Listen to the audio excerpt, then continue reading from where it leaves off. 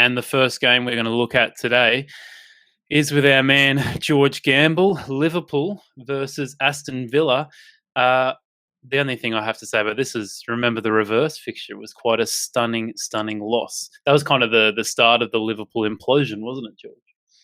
Yeah, it certainly was. I mean, and interesting with that one, obviously, Van Dijk started in that one. But the thing is, it's easy to sit here and say, they got absolutely trounced 7-2 by Aston Villa. But watching that game, and it's one of those rare occasions where you watch a team, and as much as I dislike Liverpool, everything possible that could have gone Villa's way did. Every single thing. I think 3 of those goals were via deflections. Everything went their way.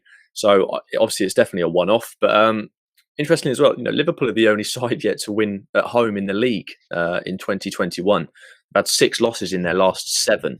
But I'm kind of looking towards the bet that I like for this one is both teams to see a card and 30 plus match cards overall, so over 2.5 cards basically. You can get that at 1.95 on Bet365, and I'd have that closer to around 1.8 personally.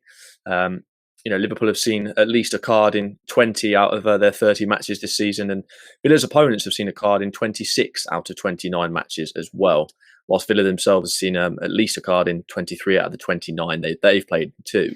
It's landed quite easily in the reverse fixture, and usually with massive score lines, more often than not, it kind of detracts away from the card lines. But despite there being 9 goals in the game, this one landed quite easily. Obviously, there's a huge game next week for Liverpool. An awful result against Real Madrid, so they probably know what Liverpool are like in the Champions League. Admittedly, they're not the same team they were, say, a couple of years ago. For example, when they reversed it against Barcelona. But still, it's a big game regardless. So they might have that playing on their mind as well. I see quite a tentative affair with this one. I don't think it's gonna. Again, I don't think there'll be too many goals in this one. But Villa have been they've been very good. I don't think any other side has kept more clean sheets away from home than Aston Villa this season. Chances are there's going to be no Grealish again though, which is obviously what you want if you're betting on cards in Villa's games, because I think he was due to come back in their previous game, but picked up a slight injury again. But yeah, so this bet's landed in 7 of Villa's last 10 games. The referee's Paul Tierney, who's got quite a high average as well. I think he's in the top 3 refs in the EPL for card averages. And it's landed in 9 of the last 10 games that Paul Tierney's refereed, and that includes 2 games that were featuring Liverpool in which it both landed in as well. So for me, my best bet in the Liverpool versus Aston Villa game is both teams to see a card and over 2.5 match cards at 1.95 on Bet365. Terrific start, mate. Good to have you back. Sorry, got a frog in my throat. Nigel, firstly, you're going to take me to France, mate. Monaco versus Dijon. Yeah, we got a few quid last week by opposing Dijon against Marseille. And Marseille won very comfortably 2-0. I mentioned about how low their goal XG was. I mean, I don't think they've had a game where they've been more than 1 goal XG since December. They're rooted at the foot of the table. They know that that they're going to get relegated. They're already planning for next season. They've lost 10 road matches, and their XG rating last week against Marseille was 0.13 on the road.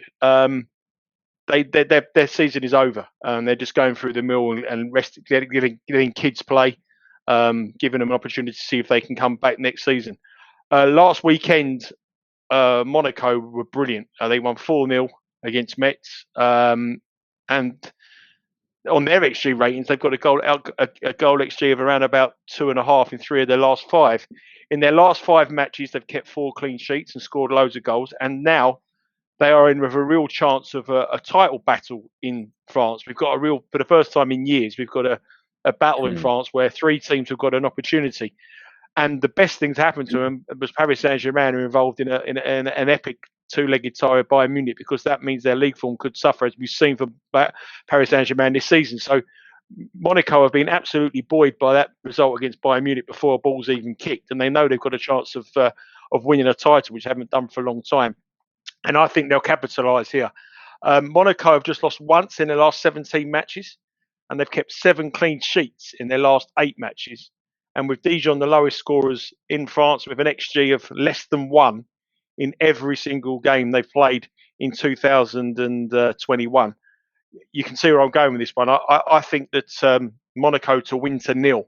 I know it's a market that a lot of people don't get it in Europe, and a lot of people, especially in American markets, they can't get this market. So if you can't get the market, I would probably play Monaco minus 1.75, which is obviously the half and the 2 and the Asian. But I do think that the win to 0 is the better option, because Monaco are very, very defensively strong, and Dijon are dreadful. And where you bear in mind that Monaco are 1-5, 1.2 to win this match, you would expect that the win to 0 would be a lot shorter than what I think it currently is. And you can get 1.91 for the win to 0.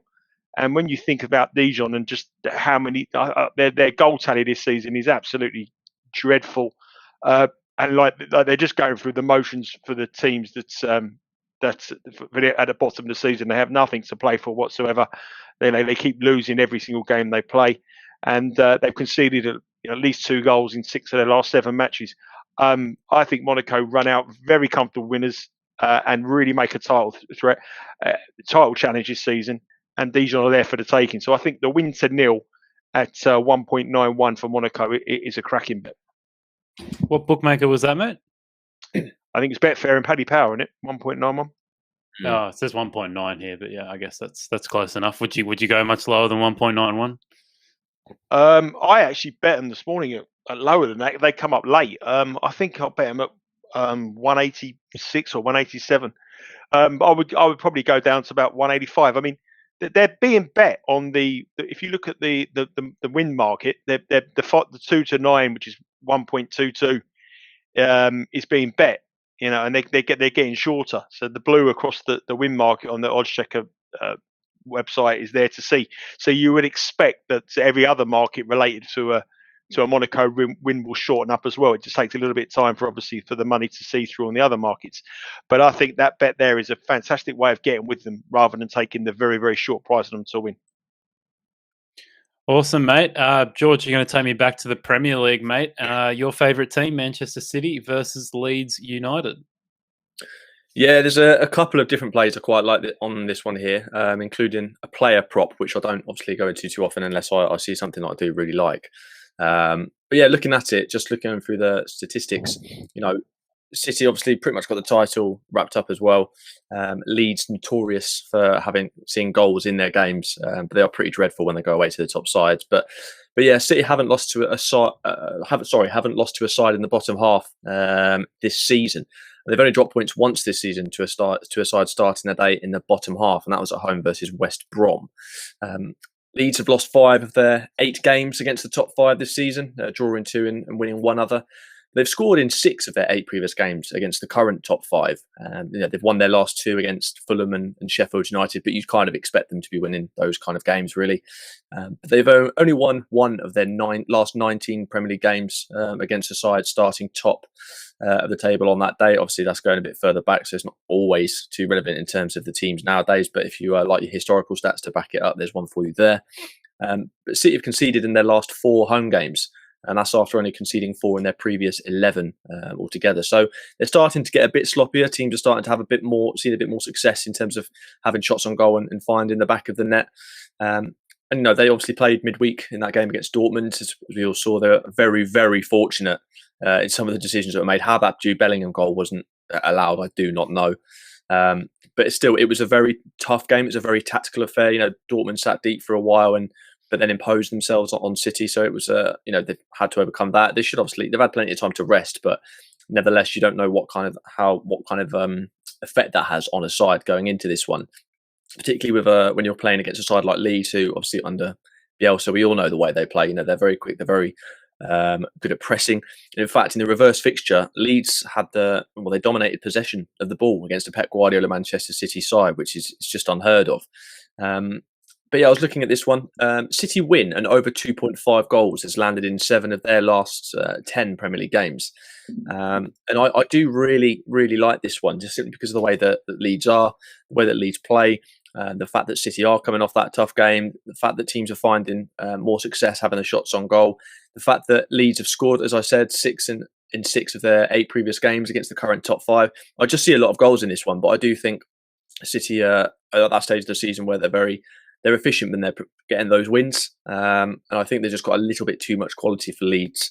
So I really like City and over 2.5. And the odds are sort of been fluctuating, but I think at the moment is where it's at. City to win over 2.5 goals at 1.73, I think is a decent price. I personally wouldn't go any lower than say I'd say maybe 1.67. I wouldn't go any lower than that, but I quite like that price, and I certainly think it's very likely to happen. I see a lot of goals in this game personally. So that's my first play on this one. The other one's a little bit different. So I'm, like I said, dipping into the player props, and it's for Kyle Walker to see over 62.5 passes in the game. Now, I was sort of looking, I know he played in that midweek game, but he also played against, obviously, Gladbach when they played in the last round. Obviously, it was an easier game, but Guardiola still started him in the following league game after that. So obviously wait and see if he starts this game. But I was looking at it, and in games where Walker has played against the bottom half at home for 90 minutes, he's completed 65 plus passes on all 5 occasions, and also completed 85 or more on 4 out of 5 occasions as well. I know, like I said, Leeds dominated the ball in the return fixture, but at home, I just see City commanding this one and absolutely bossing it, regardless of obviously the game in midweek. Because as we know, City have got a ridiculous strength in depth. It's just obscene. So they can chop and change when they like and just be as fresh. So I was very surprised to see this line that low at 62.5, considering the statistics behind it. And that's over 62.5 passes is at 1.83. But I'm also keen to, because I know Coral are very good with this market and offer obviously a lot higher lines, because I'd be tempted to see what the prices are on say around the 70 mark, 75 plus mark. It's just purely because of the data behind it, and I think I do think City will dominate this one. I think they'll pen Leeds back in their own half, and they'll get the win in this one, because I don't see Leeds getting anything from the game, if I'm honest. Obviously, I know they got that draw early on in the season, but it's the business end now, and City are notoriously good at seeing things out. They're not the side of old where they could just slip up. I know it's all done and dusted, so you could argue there's not too much to play for, but nevertheless, Guardiola won't let them slip. He'll want to get this one won. For Kyle Walker to see over 62.5 passes at 1.83, I think is massively overpriced. So for this game, City against Leeds, Kyle Walker to see over 62.5 passes at 1.83, and City to win and over 2.5 goals at 1.73. Both of those are on Bet365. Awesome, mate. Look at him go. He's into the pass market now. Is this something new for you, mate? Well, it's all about just, if you see the statistics there and everything lines up and you're looking at the research, then why not? Obviously, it's not something I'll always dip into, but sort of got a base knowledge of what players' key points are. And Kyle Walker in his passes, like I said, against sides at home, against teams in the lower half, are usually quite high. So the fact that this line is so low piques my interest. Love it. Nigel, and I mean, George, you will too, but Nigel, you're going to actually take me to Spain, and then I think George is going to keep me there. Yeah, I mentioned the game last week in this as a leaner when we spoke about it, and it was the opposing Granada. They played Villarreal last week, and the reason I said it to you was that I've read all about Granada this season and how proud they are in making the Europa League, and the Europa League is going to be their priority this season, and everything about the Europa League. And if you look at their record before a Europa League game this season, they failed to win in every one barring one, and they played a lot of Europa League games this season because they're coming quite early in the competition. And I think a lot of it's dependent on what's going on now. Man United are 1-0 up now against Granada, but if that tie is still in the balance at 1-0, or if they get an equaliser, they will not care a tuppence halfpenny about the game against Valladolid at the weekend. It's been the case all the way. I mean, last week against Villarreal, they put out a reserve side. They got battered 3-0, and the money come from on the off. The money come from Villarreal, and Villarreal put out a reserve team or rested a lot of players because they were playing in the Europa League as well. This match here, there's a couple of other reasons why. Valladolid are desperate for points at the bottom of the table. And they're not bad. Their performances in recent weeks have been quite good. I mean, they've lost 2 of their last 3 matches at home, but their 2 losses were against Real Madrid and Barcelona, and they got beat 1-0. And they played well. They played okay. They defended well, and they gave some scary moments for those 2 giants as well. The other thing is that Granada's performance levels have dropped massively. At the start of the season, they were performing aside to sort of Champions League, Europa League. Now they're relegation in their performance levels. That's how bad they've dropped. And despite being in the top half of the table, they have the worst away record in La Liga. They haven't won away from home in 4 months. And if these players are in with any kind of shout, or even if they're not, and just going to Old Trafford to play Manchester United for a club like Granada will mean absolutely everything. And I bet them this morning at 220, Valladolid at 220. Just before I was coming, I saw that William Hill was still 2.15. I will guarantee you I'm certain that they will start odds on. So I think there'd be 1.95, 1.9, something like that. I think the money will come from, and especially if they can get an equaliser in this game. If they go 1-1 and the game's alive, then they will not care. They've got nothing to play for in Spain at all. Their season is all about the Europa League, and if they think they've got a chance of giving Man United a game, they will rest virtually everyone in that outfield and in that team. And Valladolid need the points. They're bottom of the table, need the points. What do you make of it as well? And obviously, because Granada, I know in this game they're missing 5 or 6 players potentially. Do you know if in terms of obviously trying to nurse them back, will they get any minutes at all just to try and get a bit of fitness before that game? Or possibly. I mean, a couple of them are out for longer. If you look at the injuries, a couple of them are going to be out longer than we. But they probably will give the players it, but I just don't think the motivation's there. I mean, I said to Alex last week, Granada's like one of the biggest fairy tale stories in Spain this year. It's the first time they played in European football. The owner can't believe how lucky he is to be playing in the Europa League, and their whole season has been on this competition. And you can see by their performance levels that have been dropping week in and week out, and dropping every time before they play a Europa League game. And for these players to go, I know there's a couple of like Kennedy who plays for them, who's at Chelsea. There's a lot of them, but a lot of these young Spanish players to go to play at Old Trafford will be the biggest game of their career. And I think the motivation is seriously lacking from them. And Valladolid have everything to play for, and then you throw in the fact that they're in the top half of the table, but they've got the worst away record in Spain.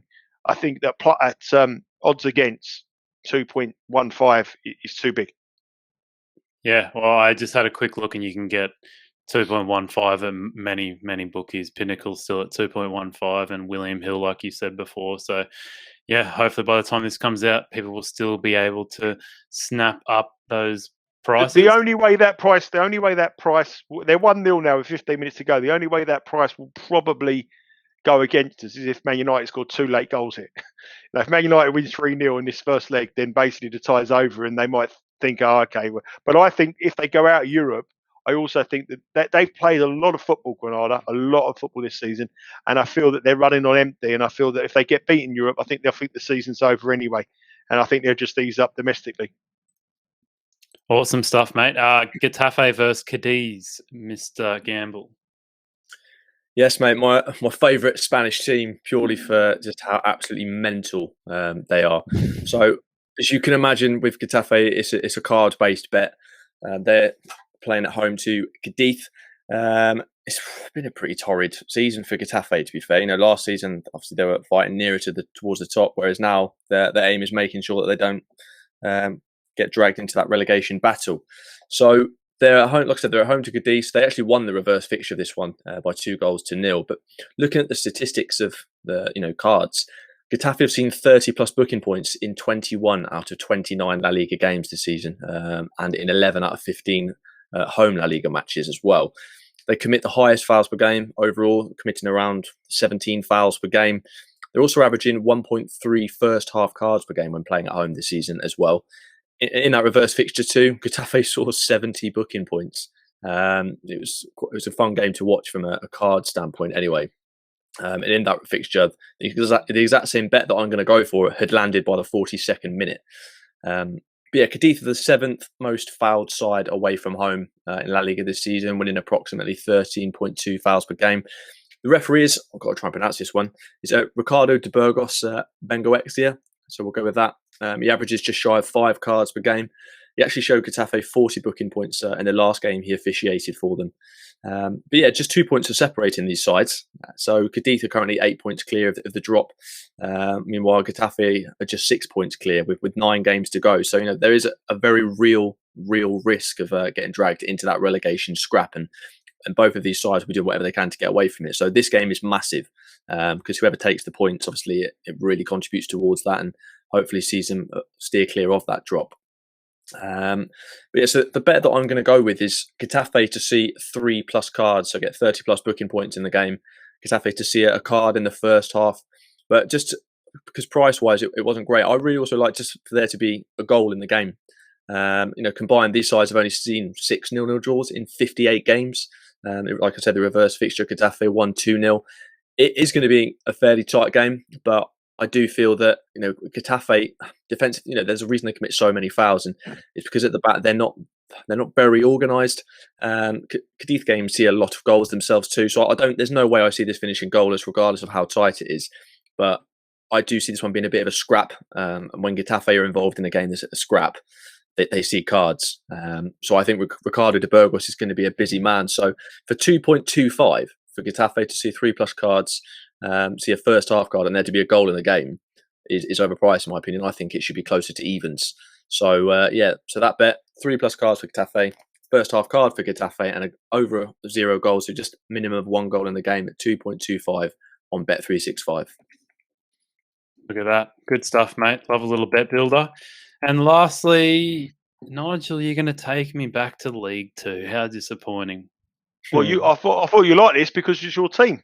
It is my team, mate. Since you were giving it a bigger, they haven't won a game. I know. The thing was, mate, you've been bloody talking, Tranmere. I mean, I wondered if there was more than one word in your vocabulary on Twitter. And then I've just been sitting there. I've been watching Bolton win. I'm like, when should I say something? And I stupidly spoke up. Well, you might be laughing on Saturday because they're a big price to beat Harrogate. Absolutely massive. I mean, I know a lot of people probably don't really follow the League 2 and want to come on here and see the more glamorous sides. But as far as I think, value's value and money's money. So I agree, if we can make a play on here and make some money, Bolton. I know they got beat last week. They lost their unbeaten winning run, but they went to Newport, and the Newport pitch at Rodney Parade is the worst pitch in the Football League. I mean, it's absolutely shocking, and it didn't suit Bolton from 1 minute. And Newport know how to play on that pitch, and Newport are a good side, especially at home. They're going to get in the playoffs. They could even force automatic promotion. So it wasn't a bad result. They were favourites, Bolton, but they were coming on the best bit of an fantastic unbeaten record. The one thing about Bolton is they're very, very hard to beat. They're very defensively well organised, and they have a striker in Owen Doyle up front who knows his league inside out and will score goals. And they play a Harrogate side who are coming to the Football League for the first time. Well, not they've been in Football League before, but for a long absence coming out of non-league, and they look tired. They're running on empty, the Harrogate side, and the one thing they're doing is not scoring. Harrogate just are not scoring goals. I think 5 of the last 6 games they played, they haven't scored, and they've hit a really bad run of form. And Bolton are still a side that could win this division. They've got the best squad in the division. They've got the best striker, I think. Still, I know Mullen's been getting the goals for Cambridge, but I think Doyle's more proven. And I think everyone's made a overreaction because they lost their unbeaten run. But the nature of this League 2 is that you could lose 3 games and then you win 2 and you're still back in. Everyone's dropping points. So don't get too disheartened about that. The other thing is, if you could pick one team at the bottom of the table, Southend are overperforming, Grimsby are on a run at the moment. All the teams at the bottom are playing well. Colchester, who drew 0-0 with Bolton, are playing well. So they're all fighting. If you could pick one team that you want to be playing this weekend in League 2, Harrogate won't be far off your list because they're a side that's coming to the end of a long season, a very small squad, first year in the division, and their form has definitely dropped and they're not scoring goals. So I think this is a perfect opportunity for Bolton to get back into winning ways. Now, this morning, they were 23-20 with Corals, which was plus 2.15 which I snapped up pretty quickly. If you can get anything bigger than even money now, I would suggest take it, because I think Bolton will be heavily bet. There is a rumour that Harrogate won't have one of their strikers playing, and when you consider they're not scoring with him, what they're going to be like without him, and their squad is very limited. And I think Bolton will win this. I also have a big G up. I also fancy under 2.5 goals. Bolton's in the last 5 matches, under 2.5 goals has been a winner for Harrogate, and it's 1 in 8 of their last 10. And Bolton just seem to win every game 1-0. When they do win a game, it's 1-0. And if you look at 9 of their last 11 matches this season for Bolton have gone under 2.5 goals. So if you're looking for a correct score angle, 1-0, 2-0 Bolton would definitely be a contender. But the best play is just Bolton to win if you can get even money or bigger. You have a look at your magic machine there, but it was 2.15 this morning with Coral, and I think that's long gone now. Yeah, there's only one bookie on here that I can see is at 2.15, and that's value right now. So that's at FBet. I mean, obviously not a very popular bookie, but there's an Australian bookie here at 2.10. So you're saying anything over evens you would take? I think they'll start odds on. I think there'd be 1.9 by kickoff, 1.95 around that area.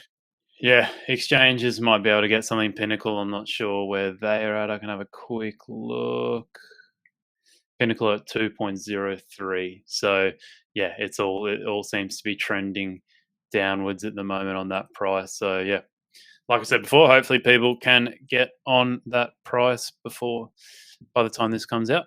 Gents, terrific stuff. We can summarise now. Best bets of the weekend. George, mate, I can go to you first. Yes, mate. So I think my best bet of the weekend has got to be both teams to see a card and over 2.5 match cards overall in Liverpool against Aston Villa game. And that's at 1.95 on Bet365. Michael? I think it's a tough one, but I think I'm going to have to oppose Granada and go with Valladolid to beat them at the price. But Trademate is a close second. No, sorry, not Trademate. Bolton are a close second. I told you there's only one word in your vocabulary, mate. This here as well. I've got the kit here as well. Look, can't get there's a kit there for the Tranmere. So Tranmere are on level points with Bolton now, I think. Yeah, I mean, as long as they finish in the first 3, still a month in the Maldives. But if they win it, we'll be right. Yeah, I'm the same. I mean, if they get promoted, it's happy days. But if they get the win, then I'll see you on the Maldives, mate. They're not going to get the win though. I mean, I think Tranmere have get it. I think realistically, it's a 2-horse race between Cheltenham and Cambridge now. But anyway, enough of League 2. Yeah. Oh, mate, you've never heard me speak so much about League 2 until the end of the season. So exciting stuff. You can find George Gamble at @CGeorgeGamble on Twitter and check out his YouTube channel. Haven't seen too much content there lately, George. Bit disappointing from you, mate. What's going on? Oh, it's been ridiculous. It's just trying to find time to film it, but no, they'll be returning very soon. Don't you worry. Yeah, love it. He's been doing the X Factor. Britain's got talent, mate. You don't have a nose like this and not use it. He's been doing X Factor. What's going to be your go-to, mate? What's the audition song? Well, I don't know. I was going to potentially shave my hair off, see if Nige fancy getting involved. We could do a rendition of Right Said Fred, but I don't know how he's feeling about that. He wouldn't even know Right Said Fred were with Alex. He wouldn't have a clue. I have no idea what you guys are talking about. No idea, exactly. Sure, it's funny, mate. Yeah, all right. You can find Nigel at Sealy_Nigel and check out his website, premiersportsplayers.com.